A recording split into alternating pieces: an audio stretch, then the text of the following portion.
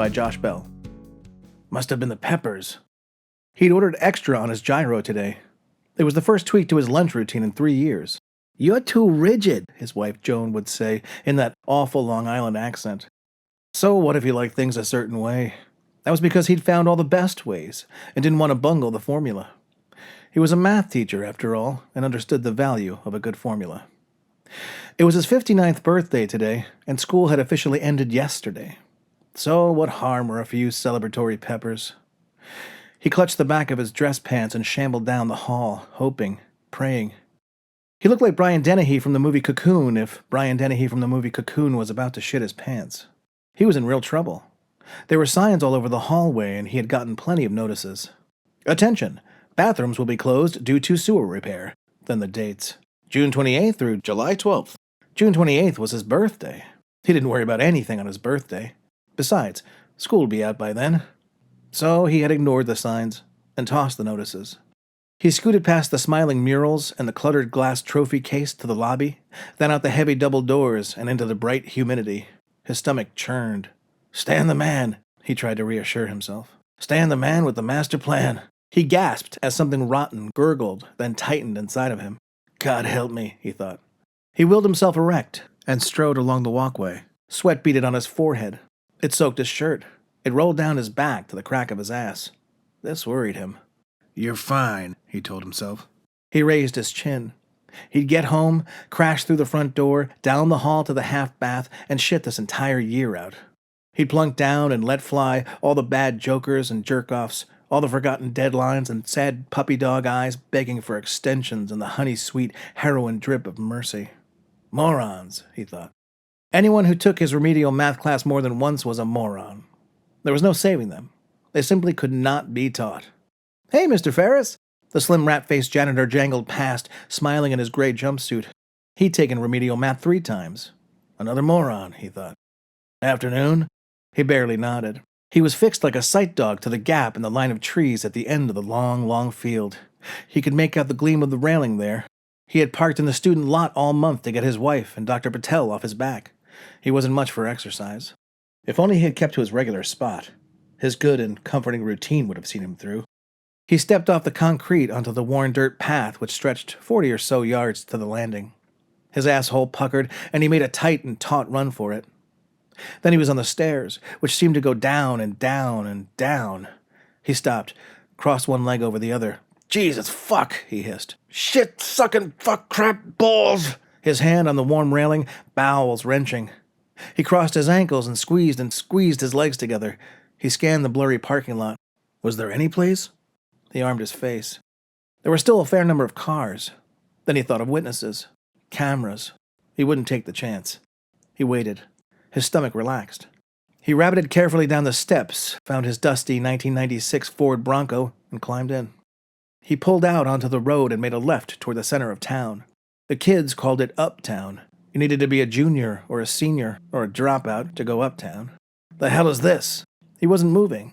There was traffic which congealed like a blood clot around the high school's main entrance 60 or so yards up the hill. His stomach churned, then quieted. He had to hold on. All around him on the dusty sidewalks, the losers and scumbags wandered up toward the square like drones. It didn't matter if school was in or out. There they were. Comic book slugs, pizza biters, candy sloths.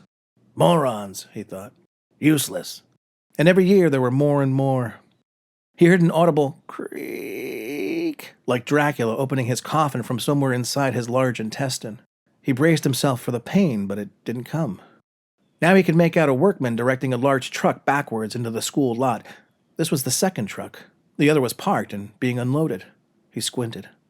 On the trailer sat 2 rows of 6 aqua blue porta-potties.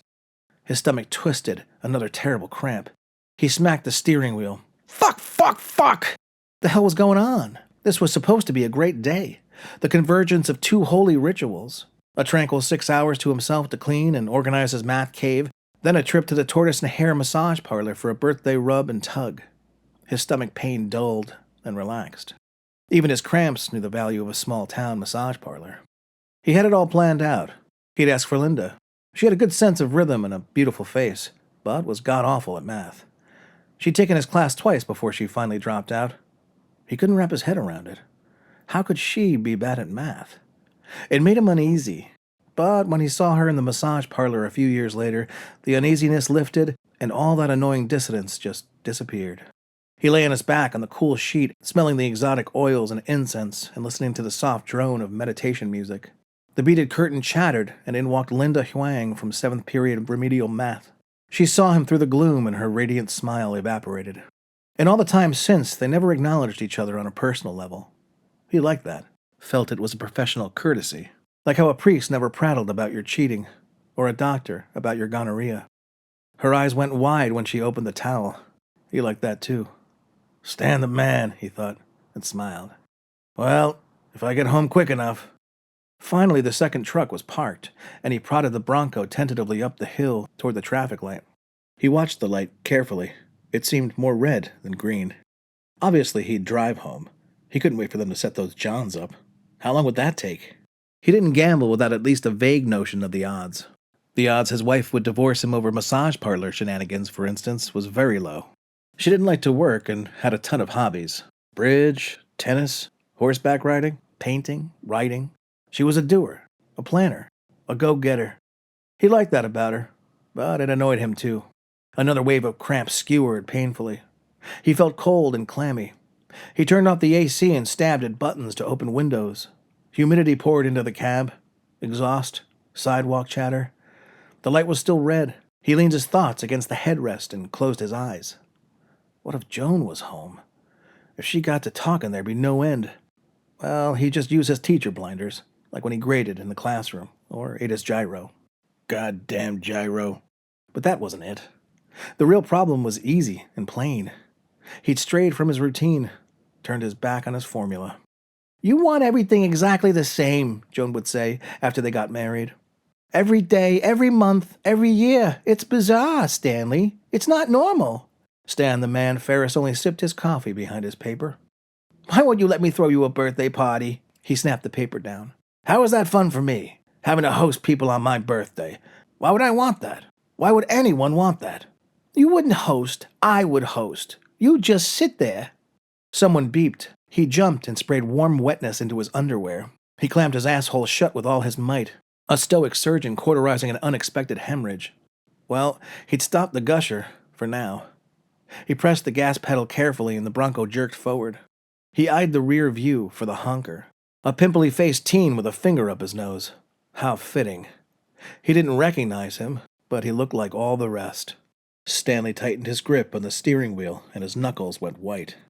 So many of them, like they were manufactured in the same plant and shipped directly to his classroom.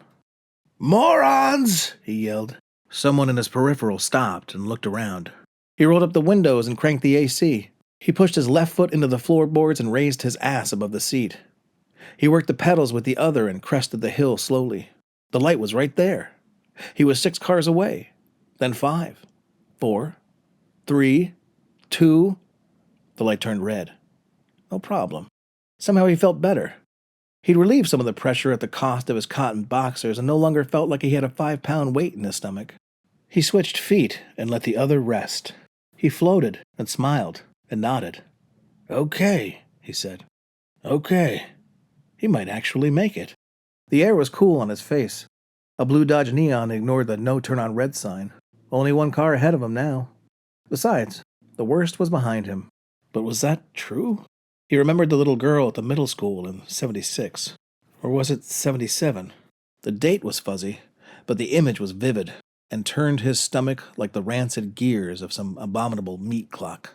He willed it away at once. Besides, he was going to be fine. He watched the town. Even the kids didn't bother him. Then he noticed a chubby-faced teen on the sidewalk staring at him from under the creased brim of a faded Yankees hat. It was John Ballard from 9th period, who had just failed his class for the 2nd time. Ballard the Mallard. The hat made him look like a duck. He just stood there, staring at him. Stanley nodded. The Mallard's face darkened. The light turned green, and the car in front of him slowly pulled out. John held up his arms and stabbed both middle fingers in the air at him. Fuck yourself, Ferris! He waved his arms like an angry air traffic controller. People stopped and stared. You fat piece of shit! But Stanley, still hovering, calmly switched feet, pressed the accelerator, and turned. It wasn't his fault the kid was a moron. But in a few seconds, it was like he had been hexed. He groaned. All the pain came tumbling back into his bowels and belly.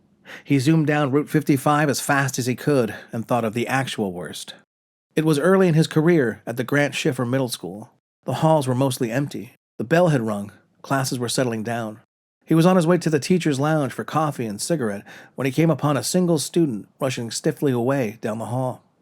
She looked to be 11 or 12 and wore blue denim overalls. Her ponytail bobbed anxiously.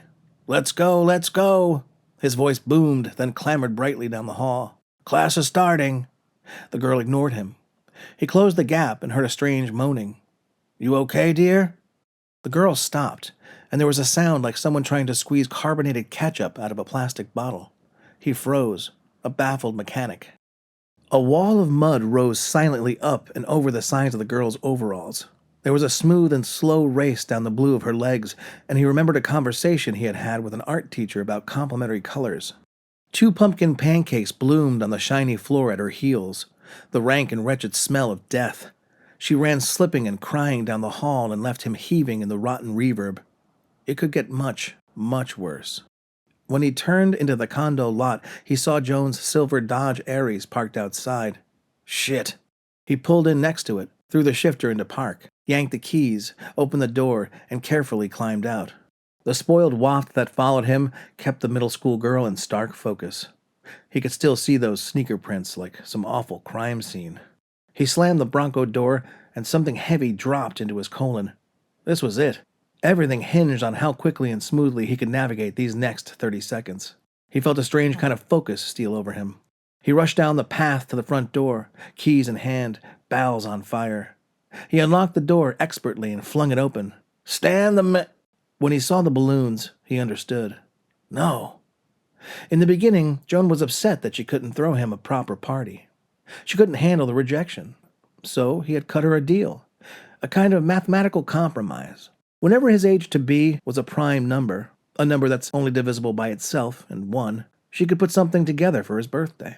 She'd yammer on for weeks before those parties. What kind of cake did he want? Who would he like to invite? Which dress should she wear?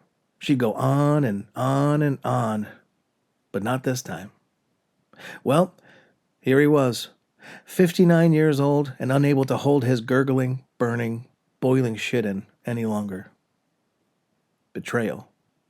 Betrayal from within and without. The frozen faces of friends and family smiling in idiotic glee, dull and empty and proud of their vague accomplishments, ready and happy to pat themselves on the back for having arms long enough. They were everywhere now. Not just in the classroom or the massage parlor or the teacher's lounge.